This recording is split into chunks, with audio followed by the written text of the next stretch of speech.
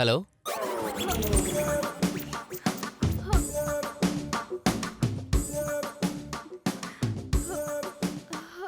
Hello.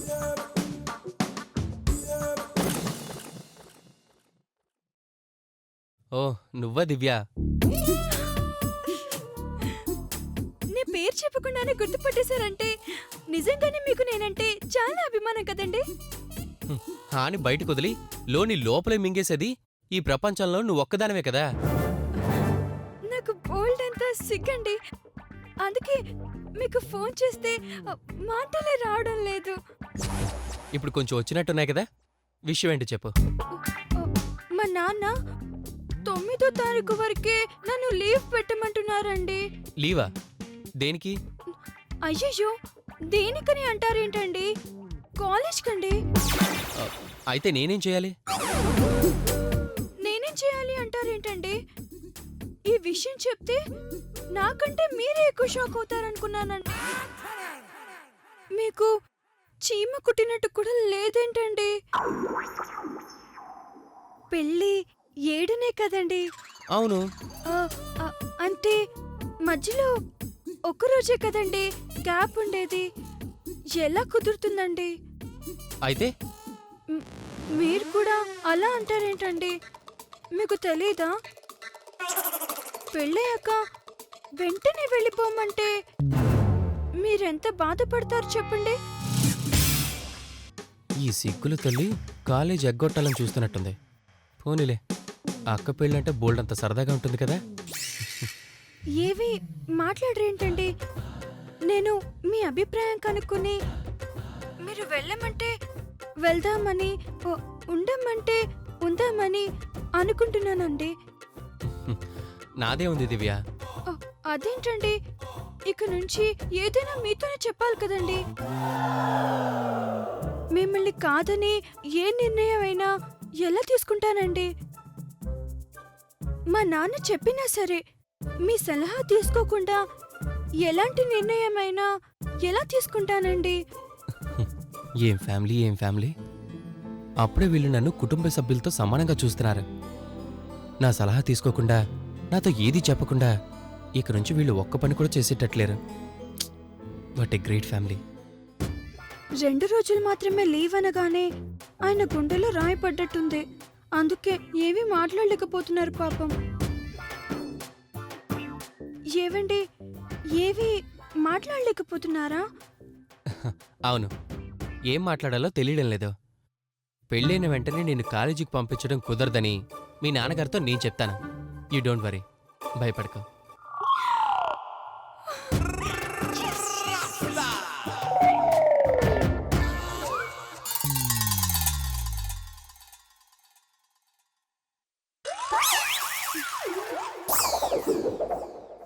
మీరుండగా నాకెందుకండి భయం? ఏ అవసరం వచ్చినా ఇక నుంచి మీకే ఫోన్ చేస్తాను. ఉంటానండి.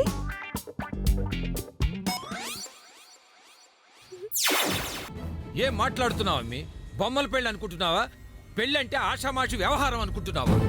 చదువుకునే పిల్ల చదువు చెడగొట్టి మరి పెళ్లి చేస్తానని మీరంతా ఎలా అనుకున్నారమ్మి? ఎవరేమనుకున్నా నాకు అనవసరం. మీకు తెలిసినా తెలియకపోయినా నేను చెయ్యాలనుకుంది చేసి తీరుతాను. ఎట్టి పరిస్థితుల్లో ఈ పెళ్లి ఆగే ప్రసక్తే లేదు. నాన్న, ప్లీజ్ అలా మాట్లాడకండి నాన్న. నన్ను మీరే అర్థం చేసుకోకపోతే ఇంకెవరు అర్థం చేసుకుంటారు నాన్న? నాన్న, నేనే తప్పు చేయలేదు నాన్న. నా భర్త ఉండగా నేను ఇంకో పెళ్లి ఎలా చేసుకుంటాను నాన్న? నా వల్ల కాదు నాన్న. తప్పు నాన్న, నేరం నాన్న. ఏ పాపం నేను చేయలేను నాన్న. ఏ ఎందుకు చేసుకోలేవు? ఆ పెళ్లి కూడా ఒక పెళ్లి అనుకుంటున్నావా? ఏ సుఖము సంతోషము లేకుండా తిరిగొచ్చి కూడా ఇంకా ఆ బంధానికే విలువిస్తున్నావా? భర్తనే మాటకు విలువ తెలియని ఆ పశువుని ఇంకా నువ్వు భర్తగానే ఊహించుకుంటున్నావా? లేకపోతే వాడు మళ్ళీ ఎదురుపడి తప్పైందని క్షమించమని కాళ్ళు గడ్డాం పట్టుకుని బ్రతిమలాడితే నమ్మేసి ఈ పెళ్లి వద్దనుకుంటున్నావా? ఏమనుకుంటున్నావు? చావైనా బ్రతుకైనా నా భర్తే నాకు కావాలనుకుంటున్నాను నాన్న. ఆయన ఇప్పుడు పూర్తిగా మారిపోయారు నాన్న. మీరు నమ్మినా నమ్మకపోయినా నేను నమ్మాను నాన్న. మేమిద్దరం ఎప్పుడో కలిసిపోయాం.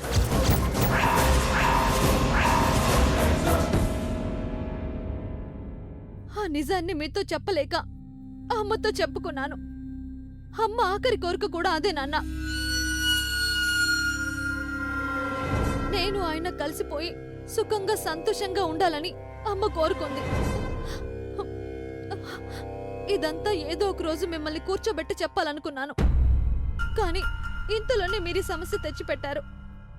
అందుకే నాన్న చెప్పక తప్పలేదు. అంటే నాకు తెలియకుండా ఇంత జరిగిందనమాట. నా కళ్ళు గప్పి మీరిద్దరూ కలుసుకుంటూనే ఉన్నారనమాట. నిన్ను పెళ్లి చేసుకుని కష్టాలు పెట్టి కన్నీళ్లు పెట్టించి కోర్టుకు లాగి చెడిపోయిందని చెప్పి వదిలించుకుని మళ్ళీ నీ జీవితంతో ఆడుకోవటానికి మారిపోయినట్టు నటించి నమ్మించి కావ్య పెళ్లి చెడగొట్టి నన్ను దొంగను చేసి నిన్ను ఒక పిచ్చిదాన్ని చేసి ఆఖరికి మీ అమ్మ చావుకు కారణమైనా సరే నువ్వింకా వాణ్ణే కోరుకుంటున్నావన్నమాట.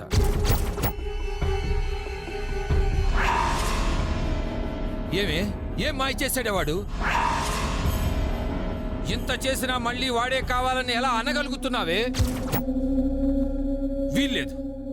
ఆ దరిద్రుడితో కాపురానికి వెళ్తానికి నేను ఒప్పుకోను. ఆ పెళ్లి సంగతి మర్చిపో. ఈ పెళ్లికి మర్యాదగా ఒప్పుకో.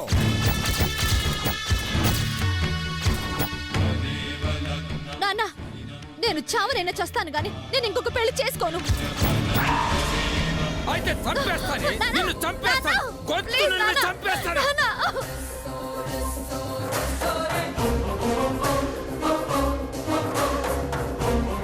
నిన్ను చంపేస్తాను.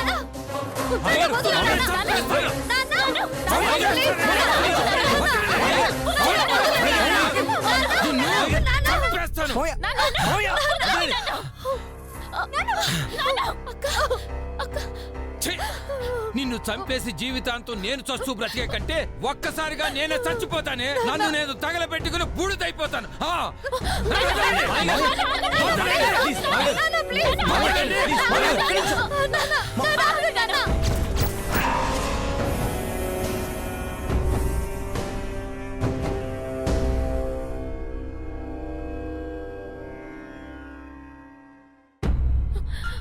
నాన్న, ఏంటి నాన్న ఇది? ఏమైంది? దాన్ని చంపడం ఏంటి? మీరు చేస్తానంటవేంటి? ఏమైంది మీకు? కళ్ళు తెరుచుకున్నాయమ్మి. ఇన్నాళ్ళు నేనెంత గుడ్డిగా బతికానో ఇప్పుడే తెలిసింది. దీని బతికిలా తగలబడిందని గుండె పగిలిపోయేలాగా ఏడ్చిన తండ్రి ఇవాళ కాకుండా పోయాడు. దీనికోసం వాడితో వాడి కుటుంబంతో ఎన్నో మాటలు పడి ఎన్నో అవమానాలు పడి కాపాడుకుని నా ఇంటికి తీసుకొస్తే ఇవాళ దీనికి తండ్రి కాకుండా పోయాడు. నా ఇంట్లోనే ఉండి నా గుండెల మీద తన్నేసిపోతానంటోంది.